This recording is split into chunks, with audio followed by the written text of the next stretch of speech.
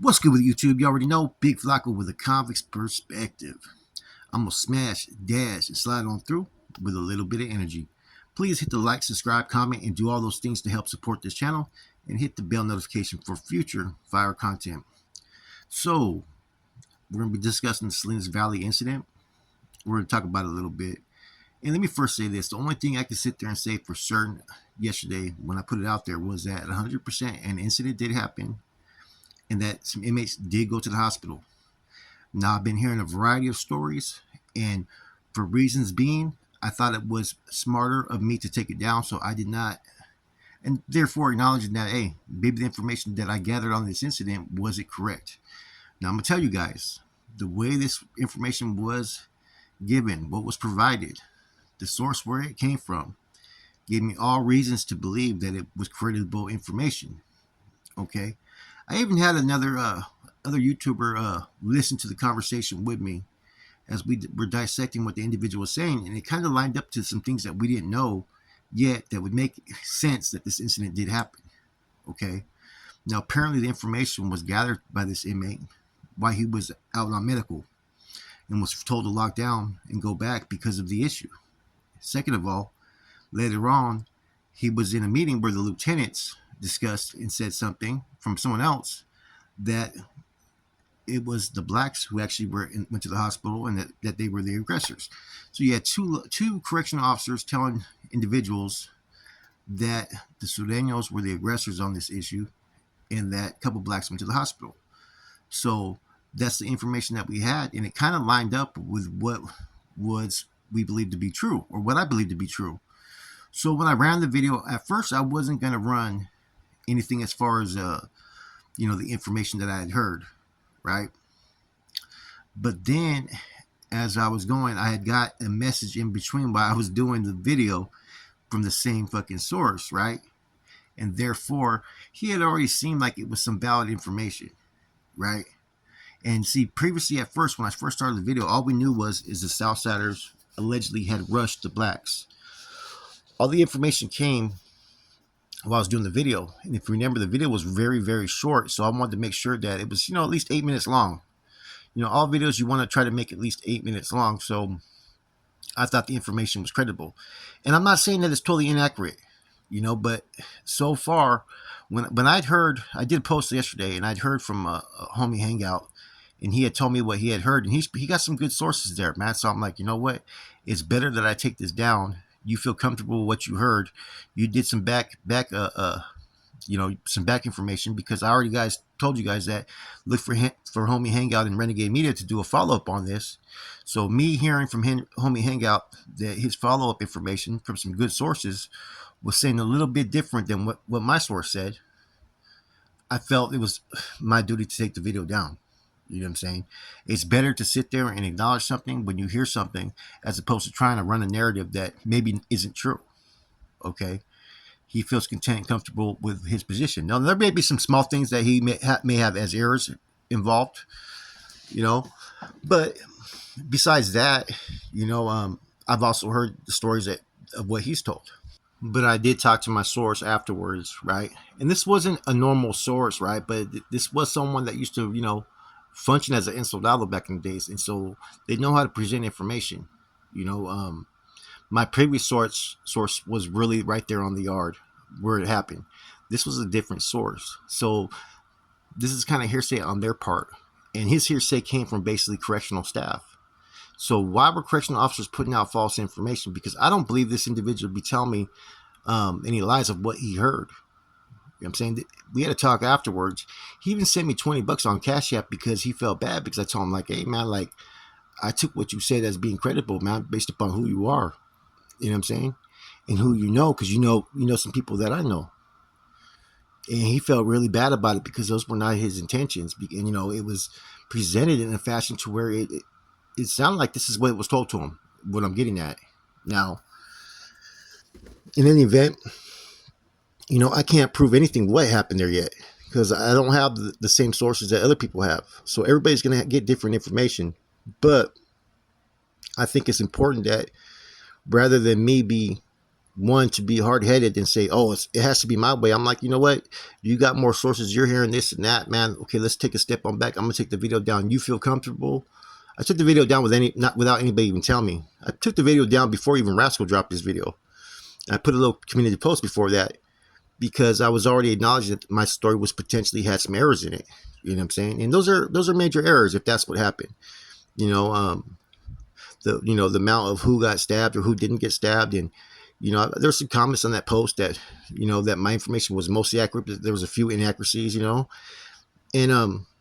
it is what it is sometimes when you're doing this work, because you got to remember, a lot of times, what I'm saying, you're getting the information, so someone got to break the news to the public, and that's what the initial purpose was for the first video, was just to let people know there was an incident and not really say who did what, right? But me hearing the information as I'm doing the video, because I'm pausing in between as I record, I'm like, okay, I might as well add this to make this video longer. This is what's being said. Okay, so I relayed exactly how it was told to me, word for word.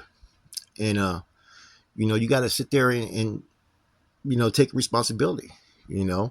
Some things people do maliciously, and they want to sit there and prove that, oh, they were this and that. There was no malicious intent. I have no sides in this. You know what I'm saying? I'm putting out the information as I got it. Now, in a way that I believe to be credible. Now, there'll probably be some more further information I'm going to get. I'm going to be talking to the individual today. He has to go to a certain meeting, and he's going to find out exactly what really happened. But yeah, this information was pretty much the propaganda came from fucking correctional staff who were telling other inmates things on a different yard. And that's how it pretty much circled around into the story that was told on my behalf. Now, normally I wouldn't really do this. I would put the fact that an incident happened, and I'd put very, very vague details, and I would make sure that they were 100% accurate. This was kind of on the wing. I had something I had to take care of, so I was trying to run everything fast instead of presenting a slow spill with as much detail as I could provide.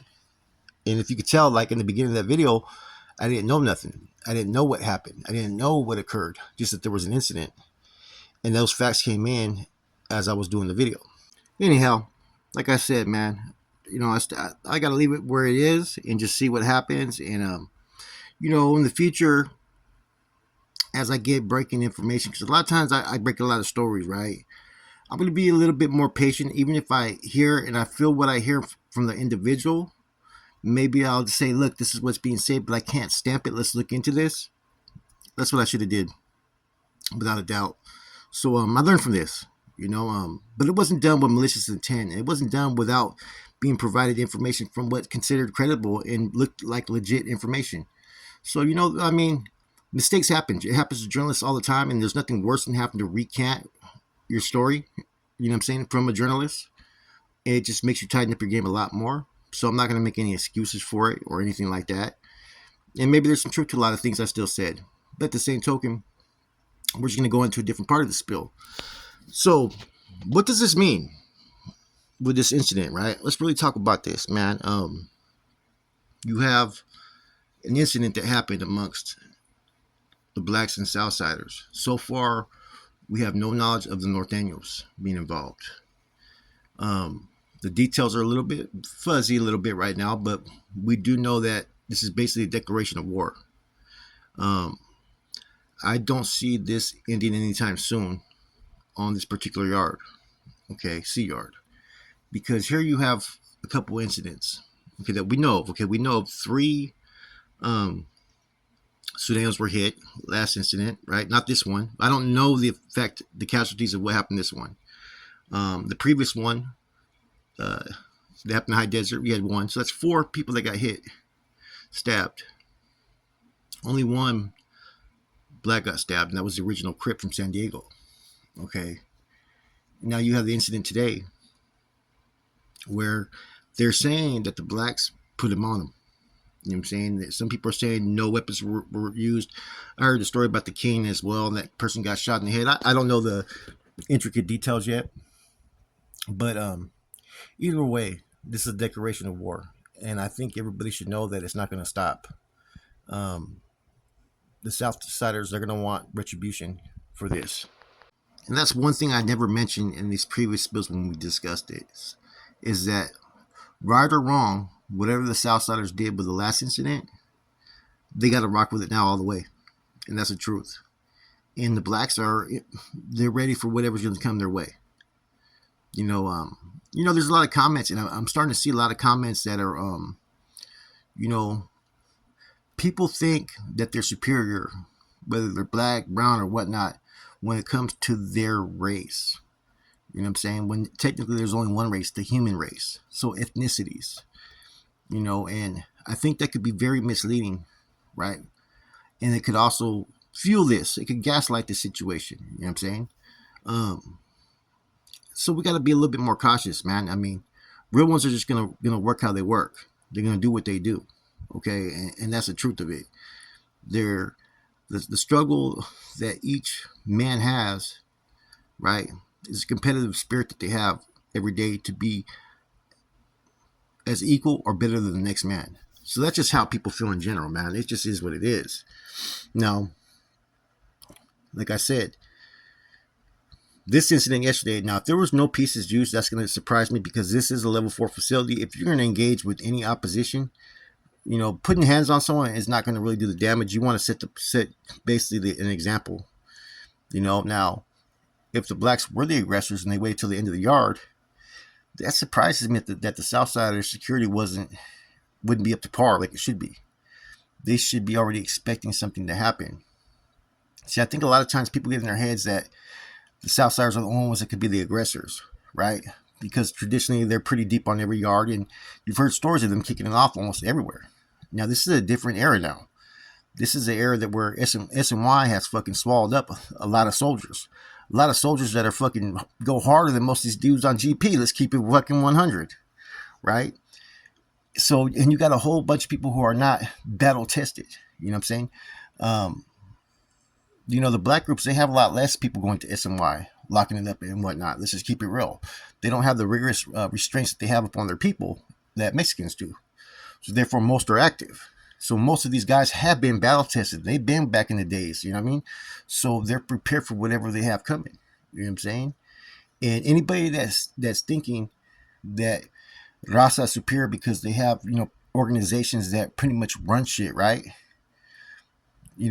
Prison yard, all that shit's out the window. You're in a box. It's like being put in a cell with someone, right? That you don't know. You may hear that they're a dropout, they told or whatnot, but now you're in that cell and you get your fucking ass whooped and you active, but the dude that just fucking whooped your ass was some dropout that told. You see what I'm saying?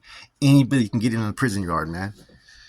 And so it's gonna be interesting to see how this translates elsewhere and what happens on this yard, because I have a hard time believing that 4 people got stabbed within the last few months, and that's going to be taken laying down. Now, I'm not an advocate for violence. I'm not promoting violence. I think there's going to be some situations that happen on all sides where different people are going to win different battles. In the end of this, right? Where do we see the end game? I don't know, to be honest with you. CDCR is really changing. This could pretty much give life to filling up the shoes again, to open up the shoe programs. And see, they were supposed to do away with a lot of that. People weren't supposed to go to the hole for certain acts. They're supposed to be given a chance back on the yards. And I think it's going to be what you see every 2 weeks. They're going to try to bring people out and shit may kick off. They may start transferring people out to different prisons and bring a whole new shipment of people there and see what results that they get. That may be the next option, right? Now, someone put in the comments 3-0, and they may just be right. And if so, they're right. That's a fucking dangerous element right there. Dangerous element. Because that means some groups are going to be confident, right, and ready to engage based upon how they feel. Like I said, you got people who've been in there for a while. They got that itch. They can't help it. It's just in their nature, right?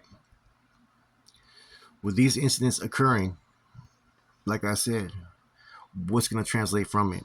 Is it going to hit the streets? Is it going to hit other prisons? I really don't know. The only thing I will say is, if the person I know, if the Southsiders did take action, right, and the person I know that may be calling that, hey, it could be very bad a lot of places, man. See, that's the difference, right? What you got is to be honest with you, if the blacks did do the move, they're smart on their end because they didn't wait for it to come their way. They just sat there and dealt with it.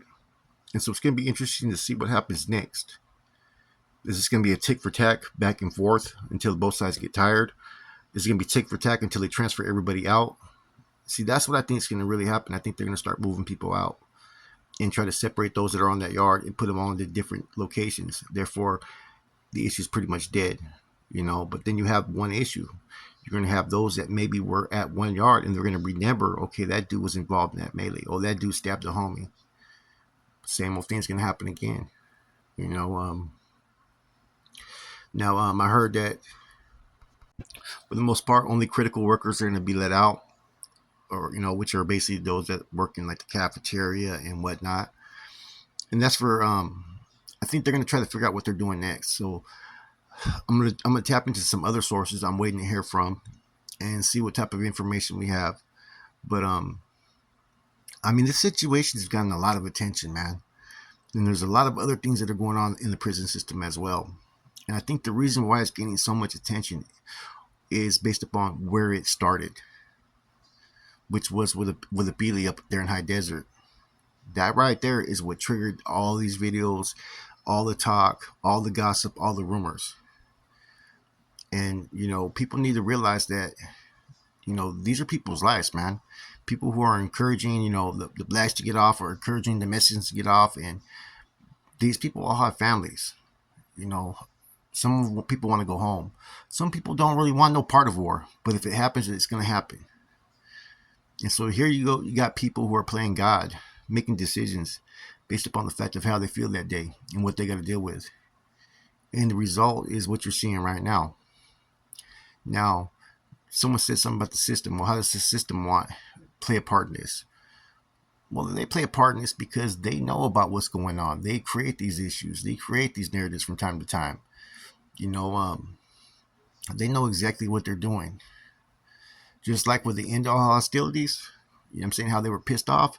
This is basically payback, right? If they can continue to allow these groups to go at it with each other, right, it draws less attention upon them.